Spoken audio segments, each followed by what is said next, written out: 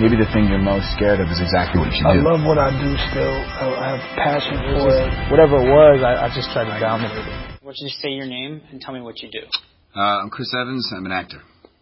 If you could give yourself advice, like look back and talk to the 12-year-old version of yourself, what advice would you give? You know what I'd say, and it might seem oversimplified, but it's profound. I'd say shh.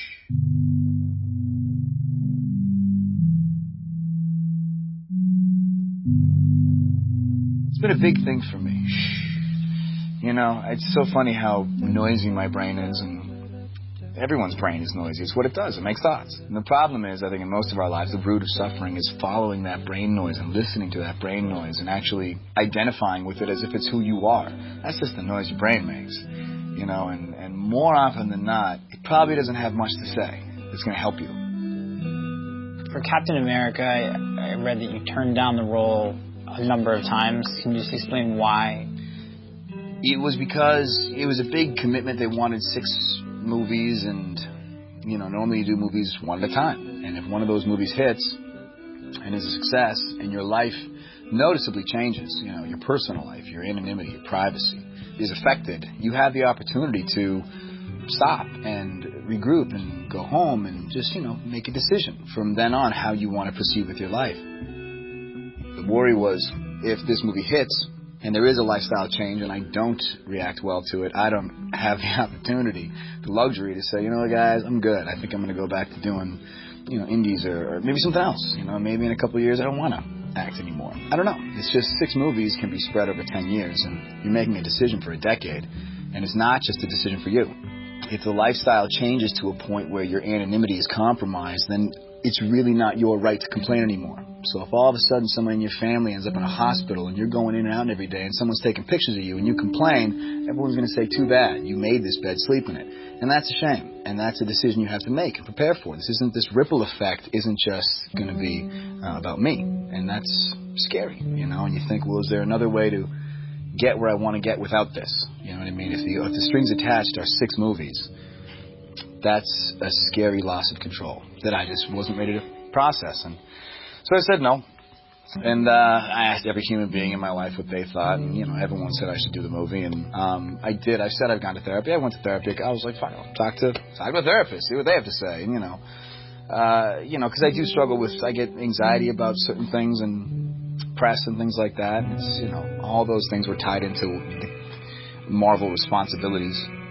And it kind of started to shift on me. It started to feel like maybe the thing you're most scared of is exactly what you should do. Maybe this is actually what you should push yourself into. And it just started to make sense to me that way. And I said, let's go for it. And, you know, it was a bumpy acclimation. It was certainly a nerve-wracking first couple weeks of shooting as to whether or not I made the right choice. But in retrospect, it certainly was. Oh, my God. Can you imagine? I'm kicking myself. Oh, man.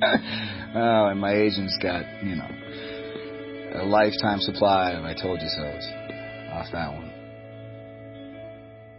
The times that I felt my best are the moments that I've been able to pull that plug and say, Chris, shh, shh, shh.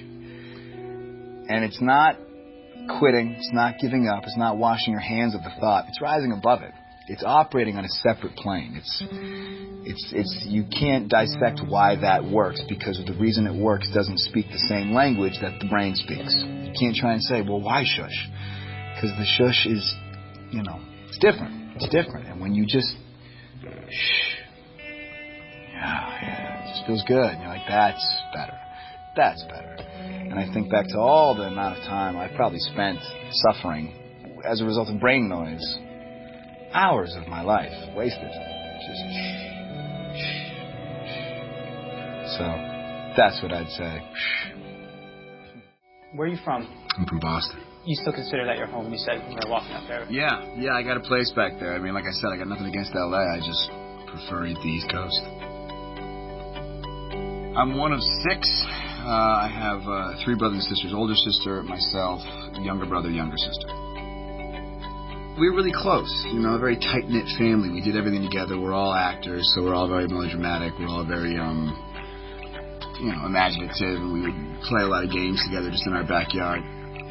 I had a great childhood. I had a great youth, and my family was a big part of that. That's why I love them. But going home for me is kind of where I just reconnect to that part of my mind, you know. And you just come out here for too long, and things that shouldn't matter start mattering, and you say, I gotta recharge. Initially, I was really big into art. I was drawing and painting, and art school was going to be the path I was going to take. I didn't start acting until I was about maybe 13, 14. My older sister was doing plays. She was having a ball. I figured I'd try it, and it was a good time, so I kept doing it. Probably had much bigger balls then than I do now. Now I sit, terrified before auditions. I probably couldn't wait to get in the room. I mean, I think back to some of the things I did at, acting camp and things like that. Just the gusto, the willingness. God, who had the yearbook? Who did this? Were you in The Virtuous Burglar or The Bald Soprano? I was in The Virtuous Burglar. And what role did you play? I don't remember. I mean, I did a lot of plays. I couldn't tell you. I have nightmares about this, where you're backstage and all of a sudden you're like, all right, we're doing The Virtuous Burglar. You got to go. It's like, I don't remember my lines. Just get out there. They'll come to you. And you come out on stage with a play you did 15 years ago, and you're forced. This is what happens when I sleep. Back in the good old days. The good old days. 97. What a time. Where did that change? I mean, when did the anxiety start taking when over? it actually matters, when you're like auditioning for, for your work, your career, your life, you're an adult. It's not just fun and games. You're actually trying to build something. And when it doesn't work out, you start to kind of get, it's a heady game acting. For any movie you book, there's probably, dozens of rejections, and that can play on you. So you start to kind of put pressure on yourself, Sometimes you go through stints of having really good auditions, really solid auditions, being like, I'm good. Every time I go in the room, I feel centered, I'm present, I'm ready.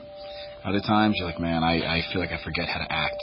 And you're on shaky ground every time you step in a room.